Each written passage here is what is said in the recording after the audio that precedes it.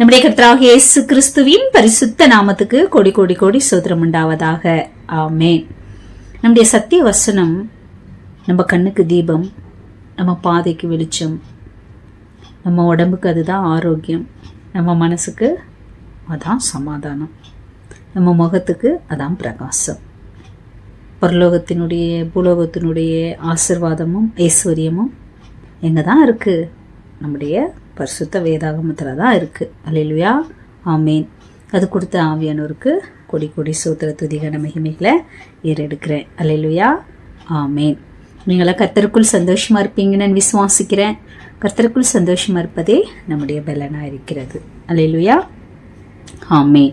நம்ம வேதத்தை வாசிக்கும் போது ஆவியானோர் துணையோடு நம்ம போய் படிக்கணும். நம்ம மத்தேயு 6:15 வரலையும் தியானித்தோம் இல்லைங்களா? ஒரு வசனத்தையும் ஆவியானவர் நமக்கு அழகாக சொல்லி கொடுத்தாங்க. ஆமாம், லாஸ்ட்டு பார்த்தது என்ன அப்படின்னா, மனுஷனுடைய தப்பிதங்களை நீங்கள் அவர்களுக்கு மன்னியாதிருந்தால் உங்கள் பிதா உங்கள் தப்பிதங்களையும் மன்னியாதிருப்பார் அப்படின்னு நம்ம பார்த்தோம் இல்லைங்களா? ஏன்னா என் மனசை அவ்வளோ கஷ்டப்படுத்திட்டாங்க அவங்க. இனிமேல் நான் பார்க்க மாட்டேன், பேச மாட்டேன், அப்படி ஒரு தீர்மானம் எடுப்பாங்க இல்லையா? அது ஒரு அவங்களுக்கு அந்த டைமில் அந்த கோபத்தினுடைய விளைவால் பேசுவாங்க. அதனால் அவங்களுக்கு மனசுக்கு ஒரு ஆறுதலாக இருக்கும். ஆனால் அதை கர்த்தர் என்ன பண்ணுவாங்க, கண்டிப்பாக நம்மளுக்கு யார் வருத்தத்தை கொடுக்குறோம் அவங்களோட கர்த்தர் கண்டிப்பாக பேசுவாங்க. நீங்கள் இப்படி சொல்லியிருக்கக்கூடாது, இப்படி செய்திருக்கக்கூடாது, அந்த உணர்வு நமக்கு வரும். கண்டிப்பாக அவங்க நம்ம மேலே எவ்வளோ அன்பு வச்சுருந்தாங்க, அவங்க அன்பை நம்ம புரிஞ்சிக்கலையே, நம்ம மேலே எவ்வளோ நம்பிக்கையாக இருந்தாங்க, அதை நம்ம அவங்களுக்கு செய்யலையே. அதை மாதிரி கர்த்தர் அவங்களோடவும் பேசுவாங்க, நம்ம செஞ்சு இல்லைன்னா நம்மளோடவும் பேசுவாங்க. இப்போ நம்ம என்ன பண்ணணும், ஏசப்பா கிட்ட சாரி கேட்டுட்டு அதுக்கப்புறம் நம்ம போயிட்டு என்ன பண்ணலாம், கிட்ட போய் சாரி கேட்கலாம். இல்லை தூரமாக தான் ஒரு ஃபோன் பண்ணி என்ன பண்ணியிருக்கலாம், நான் அப்படி சொல்லியிருக்கக்கூடாது, இல்லை இப்படி சொல்லந்து தப்பு, அப்படி நம்ம அங்கே ஒப்புரவாகும்போது கர்த்தருக்கு ஒரு சந்தோஷம், நமக்குள்ளவும் சமாதானம் வரும், நமக்கும் தேவனுக்குள்ள ஒரு சமாதானம் வரும். இப்போ நம்ம மன்னிப்பு கேட்டோம்ல கர்த்தர்கிட்ட, தப்பு செஞ்சுட்டு அதை கர்த்தர் மன்னிப்பார். நம்ம கர்த்தர்கிட்ட மன்னிப்பு கேட்டுட்டு மற்றவங்க தப்பை நம்ம மன்னிக்காமல் இருந்தால் கர்த்தர் நம்ம தப்பை மன்னிக்க மாட்டார். இது ஒரு லா, இது சட்டம் அப்படின்னு நம்ம பார்த்தோம் இல்லைங்களா? ஆமேன். பொதுவாக என்னென்னா நம்ம ஜெபம் கேட்கப்படாது அப்படின்னு நம்ம பார்த்தோம் இல்லைங்களா? ஆமேன். அடுத்தது அது மத்தேயு 6:16 அவர்கள் உபவாசிக்கிறதை மனுஷர் காணும் பொருட்டாக தங்கள் முகங்களை வாட பண்ணுகிறார்கள், அவர்கள் தங்கள் பலனை அடைந்து தீர்ந்தார் என்று மெய்யாகவே உங்களுக்கு சொல்கிறேன். நீயோ உபவாசிக்கும் போது அந்த உபவாசம் மனுஷர்களுக்கு காணப்படாமல் அந்தரங்கத்தில் இருக்கிற உன் பிதாவுக்கே காணப்படும்படியாக உன் தலைக்கு எண்ணெய் பூசி உன் முகத்தை கழுவு. அப்பொழுது அந்தரங்கத்தில் பார்க்கிற உன் பிதா உனக்கு வெளியரங்கமாய் பலனளிப்பார். அப்படி கண்டினியூ நம்ம பார்த்தாக்கா இந்த உபவாசம் நம்ம 14 தொடங்கி 34 வசனம் வரலையும் இதனுடைய ஜெயிண்ட் தான் அப்படியே வரும். நம்ம தியானிக்கலாம். தாவீது உபவாசிச்சது குழந்தை சாகாமல் இருக்கணுன்றதுனால, அற்புதத்துக்காக. அது அங்கே கேட்கப்பட்டுச்சானா இல்லை. மோசே உபவாசிச்சது அது தெய்வ சித்தம் நிறைவேற. ஒரு முறைக்கு 2 முறை அவர் உபவாசிக்கிறாரு. அதனால தான் மோசே மாதிரி தேவனை முகமுகமாக பார்த்தவங்க யாரும் இல்லை அப்படின்னு நம்ம வேதத்தில் பார்க்குறோம். அவர் ஏதாவது அற்புதத்துக்காகவா உபவாசிச்சாரு? இல்லை. லட்சக்கணக்கான ஜனங்களை வழி நடத்தணும்னா கர்த்தரோட உள்ள உறவு மோசேக்கு கரெக்டாக இருக்கணும். அப்படின்னா அந்த உபவாசம் நம்மளுக்கு முக்கியம். அல்லேலூயா. கர்த்தரோட ஐக்கியமாக இருக்கிறது தான் உபவாசம். கர்த்தரோட நம்ம ஐக்கியமாக இருக்கும் போது தேவ சித்தத்தை நம்மள தெரிஞ்சுக்க முடியும். மாம்சம் தேவ சித்தத்தை தடுக்க முடியாது. அல்லேலூயா, ஆமேன். அதுக்கப்புறம் நம்ம ஏசப்பா உபவாசிப்பாங்க. ஏசப்பாவும் உபவாசிச்சது தேவ சித்தம் நிறைவேற. அந்த 40 நாள் ஞானசன் எடுத்து 40 நாள் உபவாசத்தை உபவாசத்தோடு இருந்ததுனால தான் பிசாசை கர்த்தர் மேற்கொள்ள முடிஞ்சது. பிசாசின் கிரியை அழித்து தேவ சித்தத்தை ஏசப்பாவால் நிறைவேற்ற முடிந்தது. ஏசாயா 58:3, நாங்கள் உபவாசம் பண்ணும்போது நீர் நோக்காமல் இருக்கிறது என்ன? நாங்கள் எங்கள் ஆத்துமாக்களை ஒடுக்கும்போது நீர் அதை அறியாமல் இருக்கிறது என்ன என்கிறார்கள். இதோ நீங்கள் உபவாசிக்கும் நாளிலே உங்கள் இச்சையின்படி நடந்து உங்கள் வேலைகளை எல்லாம் கட்டாயமாய் செய்கிறீர்கள் அப்படி சொல்றாங்க. அது மட்டும் இல்ல, மனுஷன் தன் ஆத்துமாவை ஒடுக்குகிறதும் தலைவணங்கி நாளை போல இரட்டிலும் சாம்பலிலும் படுத்து கொள்கிறதும் எனக்கு பிரியமான உபவாசமா இருக்குமோ? இதையா உபவாசம் என்றும் கர்த்தருக்கு பிரியமான நாள் என்றும் சொல்லுவாய்? ஒரு கேள்வியோட சொல்றாரு. அந்த தாவீது காலத்துலலாம் உபவாசத்துக்குன்னே ஒரு ட்ரெஸ் இருந்திருக்கு. முகத்தை கழுவாம அப்படின்னா குளிக்காம இரட்டை உழுத்துறது, அதாவது சாக்கு மாதிரி இருக்குன்னு சொல்கிறாங்க. கோணிச்சீலை இருக்குது, கோணிச்சீலைன்றாங்கல்ல சாக்கு, அது மாதிரி போட்டுக்குவாங்களாமா பாஸ்டிங் இருக்கிறவங்க. இவங்க பாஸ்டிங்காக இருக்காங்க அப்படின்னு மற்றவங்க தெரிஞ்சுக்கணுமா. அப்போ கர்த்தர் இதெல்லாம் அதுவாக எனக்கு உபவாசம் பிரியமான உபவாசம்னு சொல்லாமல் இருந்திருந்தா இப்போ கண்டிப்பாக என்ன பண்ணியிருப்பாங்க, உபவாசிக்கும் போது அதுக்குன்னு ஒரு ட்ரெஸ்ஸே தயாரிச்சுட்டு இருப்பாங்க சர்ச்சில். கர்த்தர் அந்த வசனத்தெல்லாம் எழுதி கொடுக்காம இருந்தா இல்லைங்களா? நம்ம கர்த்தருக்கும் நமக்கும் உள்ள உறவை தவிர அது வெளியில் தெரியணுன்ற அவசியம் இல்லை. இது படிங்க, ஏசாயா 58 முழுதுமே உபவாசத்துக்காக மட்டுமே எழுதி கொடுத்துருக்காங்க ஆவியானவர். அது ஒரு வசனம் நீங்கள் படிங்க. அதில் 7 பாருங்கள், 6 பாருங்கள்.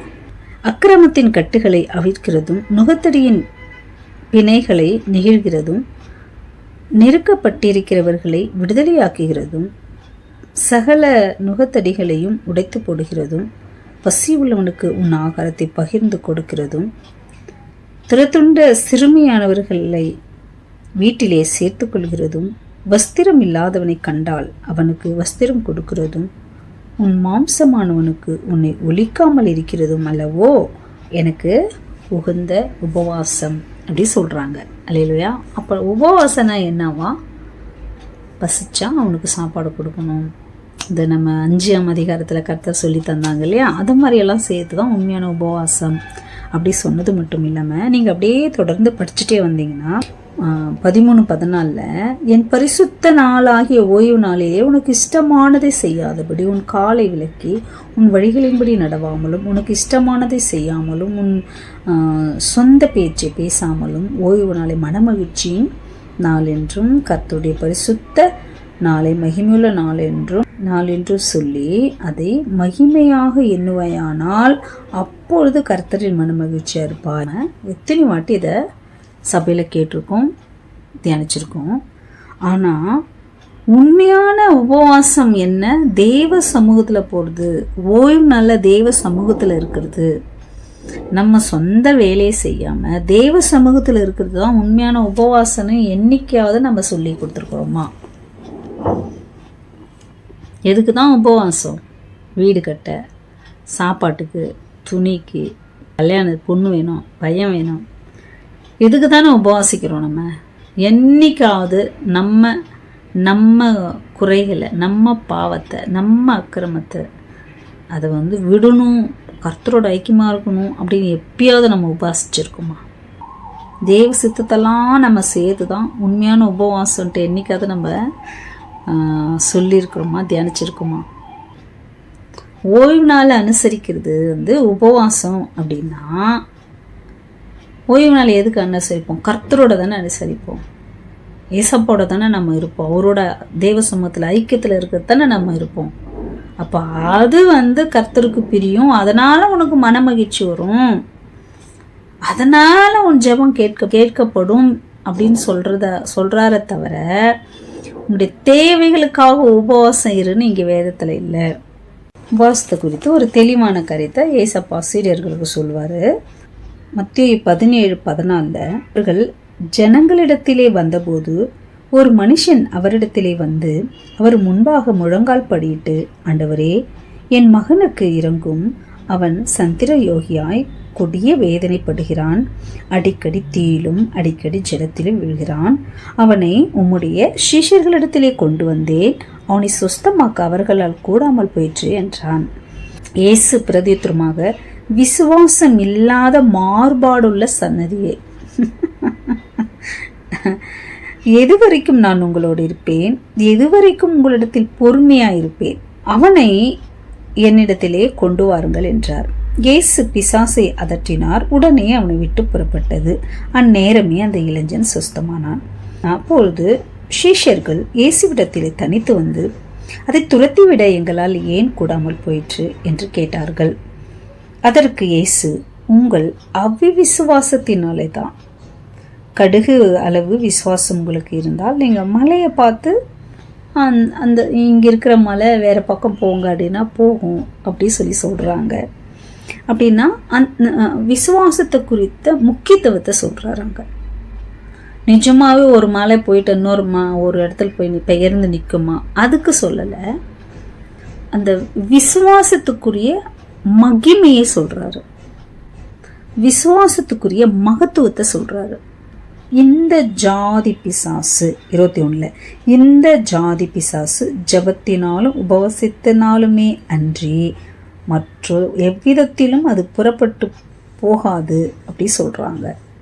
உபவாச ஜபம் எதுக்கு அப்படின்னா, நம்முடைய அவிவிசுவாசம் போக, நம்முடைய விசுவாசம் பலப்பட. விசுவாசம் எப்படி வரும்? கர்த்தருடைய வார்த்தையால் வரும். ஆவியானவரோட ஐக்கியமாக இருந்தால் மட்டும்தான் நம்மளால் விசுவாசமாக இருக்க முடியும்.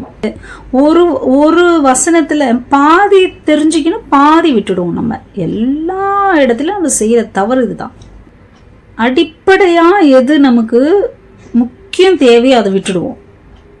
இந்த இடத்த என்ன விட்டுட்டோம்? நம்ம கர்த்தர் உங்கள் அவிவிசுவாசத்தினால தான் அது போகலை அப்படின்னு சொல்கிறார் இல்லையா, அதை விட்டுட்டோம். ஜபத்தினாலும் உபவாசத்தினாலும் அன்றி இந்த பிசாசு போவாதுன்னு சொன்னார் பாரு, அதை பிடிச்சுக்கிட்டோம். அது என்னெல்லாம் பண்ணுமானா, பிறந்ததுலேருந்து நெருப்புல தீயில கிணத்துலலாம் போய் என்ன பண்ணுறது, தள்ளி சாவடிக்குதான். அது அவ்வளோ யாராலையும் என்ன பண்ண முடியல, அதை அவனை கட்டுப்படுத்த முடியாத அந்த பிசாசு கத்து என்ன பண்ண அதட்டி விரட்டுறாருன்னு இருக்கு. அதை ஏன் இவங்க அவன் போட்டு கொடுத்துறாரு அந்த பையனோட அப்பா ஏசப்பா கிட்ட. சீஷர்கிட்ட கூட்டின்னு வந்தேன், அவங்க வெட்ட மாட்டுறாங்கன்னு போட்டு கொடுக்குறாரு. அப்போ ஏசப்பா என்ன பண்ணுறாரு, அவங்கள திட்டுறாரு. அவர் திட்டுறது திட்டு என்ன தெரியுமா? அவிவிசுவாசம் உள்ள சன்னதியே, நான் எவ்வளோ நாளைக்கு உங்களோட இருப்பேன். முக்கியமான பாயிண்ட் எது? உங்கள் அவிவிசுவாசத்தினால தான் அது போல. அப்போ அவிவிசுவாசம் போக என்ன பண்ணணும்? விசுவாசம் வளர உபவாசிக்கணும். அப்போ உபவாசன்றது என்ன? கர்த்தரோட ஐக்கியமா இருக்கிறது. நம்ம கர்த்தரோட உறவு வச்சுக்கும் போது நமக்கு விசுவாசம் பெருகும்.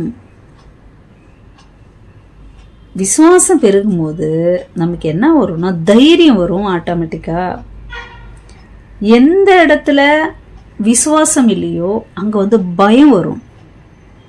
ஒரு காரியத்தை குறித்து விசுவாசம் இல்லாம ஒரு காரியத்தை செய்யும் போது விசுவாசத்துல வராதது எல்லாமே பாவம்னு வேதம் சொல்லுது. இப்ப விசுவாசம் எங்க இல்லையோ அது பாவம், அது கர்த்தருக்கு விரோதமான செயலை நம்ம செய்ய போறோம் அப்படின்னு அர்த்தம். அப்ப விசுவாசம் இல்லாம அவிசுவாசம் இருக்கும்போது ஆட்டோமேட்டிக்கா அங்க பயம் வரும். அப்ப பயம் வரும்போது என்ன ஆகும் அப்படின்னா, நம்ம பிசாசு எதிர்த்து நிற்க முடியாது. அப்ப நம்ம கர்த்தரோட ஐக்கியமா இருக்கும் போதுதான் நம்மளுக்கு விசுவாசம் பெருகும், தைரியம் வரும். பிசாசு நம்ம அதட்டி பிசாசு நம்மளால விரட்ட முடியும். அப்படியே மத்தேயு 6ஆம் அதிகாரத்துக்கே வந்தாக்கா, நீங்க எதை மாதிரி உபவாசிக்க கூடாதுன்னு அங்கே சொல்லியிருக்கிறாரு. முகத்தை வாடலை வச்சுக்கிட்டு இரட்டை கொடுத்திக்கிட்டு அதை மாதிரி போட்டுக்கிட்டு உபவாசம் இருக்கிறாங்க. அதை மாதிரி இருந்தாக்கா பார்க்குறவங்களுக்கு என்ன ஒரு பக்தி, நான் ஒரு உபவாசம் அப்படின்னு தெரிஞ்சாக்கா அவனுடைய பலன் பரலோகத்தில் கிடைக்காதுன்றாரு. உபவாசம் பூமியில் செய்கிறதுக்கும் பரலோகத்தில் பங்கு கிடைக்காதுன்னதுக்கு அர்த்தம் என்ன அப்படின்னு நம்ம யோசிச்சாலே தெரியும். உபவாசம்ன்றது தேவனோட ஐக்கியமாக இருக்கணும். நம்ம அப்படியே தொடர்ந்து படிச்சுட்டு வந்தீங்கன்னா தெரியும். பூமியில் உங்களுக்கு பொக்கிஷத்தை சேர்த்து வைக்காதீங்க. பூமியில் இருக்கிற பொக்கிஷத்துக்கு துரு பிடிச்சிடும், திருடன் எடுத்துப்பான். ஆனால் பரலோகத்தில் உங்களுக்கு பொக்கிஷத்தை சேர்த்து வச்சிங்கன்னா அங்கே பூச்சி பிடிக்காது, துரு பிடிக்காது, திருட முடியாது அப்படி சொல்கிறார். பரலோகத்தில் எப்படி பொக்கிஷத்தை சேர்க்க வைக்க முடியும் நம்ம பூமியில் இருந்துக்கிட்டு? நம்ம யோசிச்சு பார்க்குறோம். அதெல்லாம் நம்ம பூமியில் இருந்துக்குன்னு எப்படி பரலோகத்தில் நம்ம பொக்கிஷத்தை சேர்த்து வைக்கிறோம்? சேர்த்து வையின்னு சொல்கிறாரு. பூமியில் பொக்கிஷத்தை சேர்த்து வைக்காதீங்கன்றாரு. உங்கள் இருதயம் எங்கே இருக்கோ, உங்கள் பொக்கிஷம் எங்கே இருக்கோ, உங்கள் இருதயம் அங்கே இருக்கோன்றாரு. உன் தேவைக்கு மீறி இருக்கிறதெல்லாம் நமக்கு உரியது கிடையாதுங்க. வேதத்தின்படி நம்ம தேவைக்கு மேலே இருக்கிறது எதுவும் நமக்கு சொந்தம் கிடையாது. அது பரிசுத்தவான்களுக்கும் ஜனங்களுக்கும் மக்களுக்கும் அது தேவையா இருக்கு. ஐஸ்வர்யம் கர்த்தருக்கும் தேவையில்லை, நமக்கும் அளவுக்கு மீறி இருக்கக்கூடாது. அப்போ நம்ம இருதயம் பூமிக்குள்ளே இருக்கும், நம்ம பரலோகத்தில் பொக்கிஷம் நமக்கு இருக்காது. இந்த பூமியில் நம்ம வாழ்கிற வசதியான வாழ்க்கை நிரந்தரம் கிடையாது. நம்ம நிரந்தரமாக பரலோகத்தில் போய் வசதியாக இருக்கும். நம்மளுக்கு பரலோகத்தில் கிடைக்கிற வசதி எல்லாமே நிரந்தரமாக இருக்கும். இந்த பூமியில் கிடைக்கிற வசதி எல்லாம் நிரந்தரம் கிடையாது. அதனால் என்ன பண்ணுற, உனக்கு அடிப்படை வீடு, சொந்த வீடு வச்சுக்கோ. இல்லை வாடகை தான் என்னால் கொடுக்க முடியுது, அதில் தான் திருப்தியாக இருக்கிறேன்னா இருக்கட்டும், அதையும் வேண்டாம் சொல்லாத. உன்னால் சம்பாரித்து சொந்த வீடு வாங்க முடியுதா வாங்குங்க, வீடு சொந்தமாக கட்ட முடியுதா கட்டுங்க, தப்பு இல்லை. ஆனால் இருக்கிற வீட்டை இடிச்சிட்டு பெருசு கட்டணும் காசுக்குதுன்னு செய்யாதீங்க. அந்த காசை தேவனுடைய பிள்ளைகள் பரிசுத்தவான்கள் நம்ம சபைக்குள்ள, நான் அடிக்கடி சொல்கிறேன், நீங்கள் தேடின்னு போய் செய்ய வேண்டாம். உன் சபையில் உன் அக்கம் பக்கம் அதை மாதிரி இருக்கிறவங்களுக்கு கொடுத்து ஹெல்ப் பண்ணுங்க. பரலோகத்தில் உங்கள் பொக்கிஷம், உங்கள் பேங்க் அக்கௌண்ட் ஜாஸ்தி ஆகும். அதுதான் பரலோகத்தில் புதையலும் பொக்கிஷத்தை சேர்த்து வைன்னு அர்த்தம். எவ்வளோ ஊழியர்கள், ஏழை ஊழியர்கள் இருக்காங்க, எவ்வளோ பேர் சபை இல்லாமல் தெருவில் உக்காந்து இருக்காங்க. அந்த மாதிரி ஆளுங்களுக்கு கொடுங்க. எவ்வளோ விசுவாசிகள் வாடகை கட்ட முடியாமல், சாப்பாடு இல்லாமல், அடிப்படை தேவைகள் இல்லாதவங்களே நம்ம போகிற சபைக்குள்ளே இருக்கிறாங்க. இந்த பூமியிலே சுகமாக இருக்கிறீங்களா இருங்க, கர்த்தரை வேண்டான்னு சொல்லலை. ஆனால் பரலோகத்தில் உங்களுக்கு பொக்கிஷம் கிடைக்காது. பரலோகத்தில் நீங்கள் நிரந்தரமான பொக்கிஷத்தோட இருக்க முடியாது. உங்கள் சுக வாழ்வு பூமியோட சரி. அல்லேலூயா. எவ்வளோ பேருக்கு புரியுது சொல்கிறது? அப்போ நம்ம தேவனுடைய நீதியையும் ராஜ்யத்தையும் தேடும்போது நம்ம எந்த சூழ்நிலையிலும் ரம்மியமாக இருக்க முடியும். குடிசையில் இருந்தாலும் ரம்மியமாக இருப்போம். குறைச்சலாக தெரியாது, நம்மளுக்கு இடுக்கமாக இருக்காது, அது குறைச்சலாக தெரியாது, அது கஷ்டமாக தெரியாது நமக்கு. அதுதான் உண்மையான ஐஸ்வர்யம். எத்தனை கோடி போட்டு வீடு கட்டி வீட்டில் இருந்து எத்தனை கோடி உங்களுக்கு வந்தாலும் உங்களுக்கு எதுலேயுமே திருப்தி இல்லை. உன் வீட்டில் இருக்க திருப்தி இல்லை, உன் கம்பெனி வேலை செய்கிற கோடி வர்றதில்ல, அதில் உனக்கு திருப்தி இல்லைன்னு ஒரு நம்ம ஒரு தரித்திரமானவங்க. ரட்சிக்கப்பட்டவங்க கூட தேவ சித்தத்தை செய்யாமல் பரலோகம் போக முடியும். ஆனால் பரலோகத்தில் நமக்கு கிடைக்க வேண்டிய பொக்கிஷம் கிடைக்காது, அதிகாரம் கிடைக்காது, பங்கு கிடைக்காது. எவ்வளோ பேருக்கு புரியுது நான் சொல்கிறது? அதுக்கு அவங்க ரட்சிக்கப்பட்டோம், அதுக்காக கர்த்தர் நம்மளை அழைச்சாரு. இந்த பூமியில் இருக்கிற மாதிரியே பரலோகத்தில் போய் சாதாரணமாக ஒருத்தவங்க இருக்கிறதுக்காக கர்த்தர் நமக்கு அழைச்சாரு. ரட்சிக்கப்பட்டவங்க எல்லாருக்குமே பங்கு இருக்கு, ரட்சிக்கப்பட்ட எல்லாருக்குமே அதிகாரம் இருக்கும்போது நம்ம ஏன் விடணும்? அதை நான் கேட்குறேன். கீழே பார்த்தீங்கன்னா கண்ணு சரீரத்துக்கு விளக்கா இருக்குது. கண்ணு தெளிவாக இருந்தால் சரீரம் வெளிச்சமாக இருக்கும். அப்படியே கீழே பார்த்தீங்கன்னா உன் கண்ணு கெட்டு போச்சுன்னா உன் சரீரம் முழுதும் கெட்டு போயிடும். அப்போ இருள் எவ்வளோ அதிகமாக இருக்கும். அப்படியே கீழே பார்த்தாக்கா 2 எஜமானுக்கு உனக்கு ஊழியம் செய்ய முடியாது. ஒருத்தனை பகைச்சி ஒருத்தனை ஏற்றுக்க முடியும் அப்படியே சொல்கிறாரு. அது அப்படியே கீழே பார்த்தீங்கன்னா 25 ஆகையால். இது ஃபுல்லுமே அப்படியே உபவாசத்தை குறித்த கொக்கிங்க, செயின் மாதிரி. இது சொல்றதுக்கும் சாப்பிட்றதுக்கும் குடிக்கிறதுக்கும் துணிக்கு என்ன சம்மந்தம் பாருங்க. ஆகையால், இந்த ஆகையால் சொல்லிட்டு தான் என்ன சொல்றாரு, எண்ணத்தை உடுப்போம் எண்ணத்தை குடிப்போம் என்று உங்கள் ஜீவனுக்காகவும் எண்ணத்தை உடுப்போம் என்று உங்கள் சரீரத்துக்காகவும் கவலைப்படாதிருங்கள் என்று உங்களுக்கு சொல்லியிருக்கிறேன். ஆகாரத்தை பார்க்கிலும் ஜீவனும் உடையை பார்க்கிலும் சரீரம் விசேஷித்தவைகள் அல்லவா.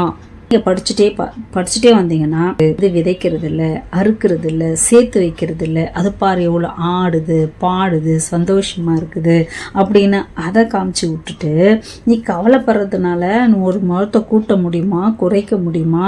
பாரு பூவை பாரு என்ன பண்ணுறது, காலையில் பூத்து சாயங்காலம் வாடி போகிறதுக்கு அவ்வளோ அழகையும் என்ன பண்ணுறேன் நான் நிறங்களையும் அவ்வளோ ஒரு மேனியில் அழகை கொடுக்குறேன். இவன் சாலமன் கூட முழுசாக நான் படித்த பூக்கள் மாதிரி அவங்க போட்டது கிடையாது. ஆனால் அந்த பூ என்ன பண்ணுது, நம்ம அதை கவனிக்க கூட மாட்டோம் நம்ம இல்லைங்களா. அதனுடைய அழகும் அதனுடைய வடிவமும் கண்கொள்ளலாம் காட்சியாக இருக்கும். நம்ம பார்க்கெல்லாம் போயிட்டாக்கா அந்த பூக்கள் எல்லாம் பார்த்தா, நான் எல்லாம் போனால் அதை இந்த பூக்களையும் அந்த செடிகளையும் அதனுடைய கலரும் அதனுடைய ஒரே போல பலவிதமான கலர் பலவிதமான டிசைன் இதே பார்ப்பேன் ரசிப்பேன். நான் பார்த்து எவ்வளோ அழகாக இருக்குது, ஐயோ அதனுடைய கலர் பாரு, அதனுடைய வடிவம் பாரு, அதனுடைய டிசைன் பாரு, யாருமே கவனிக்கிறது இல்லை. ஆனால் அதுக்கு அவ்வளோ அழகாக கொடுக்குறாரு. அப்புறம் என்ன ஆயிடுது, கொஞ்ச நேரத்தில் காற்றடிச்சாலோ வேலை வந்தாலும் காஞ்சு போகுது, உதிர்ந்து போகுது. அதுக்கெல்லாம் நான் அவ்வளோ அழகாக கொடுத்துருக்குறேன். ஆனால் நீங்கள் எவ்வளோ எனக்கு விசேஷமானவங்க அதெல்லாம் சொல்லிட்டு இவைகளை எல்லாம் அஞ்ஞானிகள் தேடி நாடுகிறார்கள். இவைகள் எல்லாம் உங்களுக்கு வேண்டியவைகள் என்று உங்கள் பரமபிதா அறிந்திருக்கிறார். அல்லேலூயா, ஆமென்.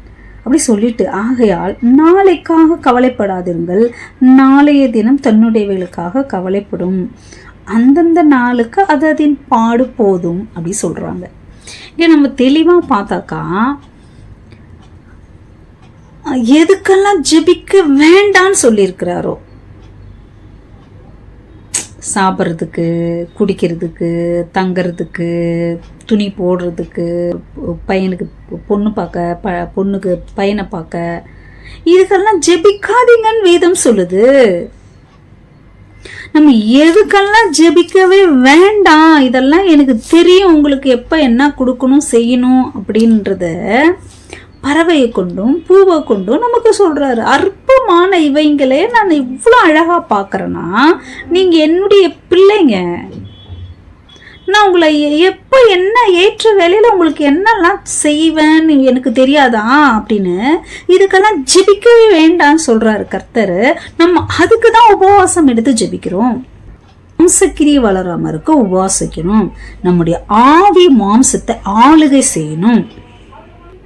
புரியுதுங்களா? இந்த மாம்சம் எந்த அளவுக்கு ஆவியை ஆதிக்கம் பண்ணுதோ அந்த அளவுக்கு நம்ம பிசாசை எதிர்த்து நிற்க முடியாது, தேவ சித்தத்தை செய்ய முடியாது. இந்த உலகத்தில் இருந்தாலும் உலகத்துக்கு உரியவங்க இல்லை அப்படின்றத அறிஞ்சு தேவ சித்தத்தை செய்ய நம்ம அர்ப்பணிப்போம். அல்லேலூயா, ஆமென். அதனால நாளைய குறித்து கவலை வேண்டாம், இன்னைக்கு கர்த்தர் நமக்கு போதுமானவராக இருக்கிறாரு. அல்லேலூயா, ஆமீன். நம்ம பரம தகப்பன் எந்தெந்த நேரத்தில் நமக்கு என்னென்ன கொடுக்கணும்னு அறிஞ்சிருக்கிறதுனால நீங்கள் எதுக்கும் கவலைப்படாதீங்க. தேவ சித்தத்துக்காக மட்டும் கவலைப்படுங்க.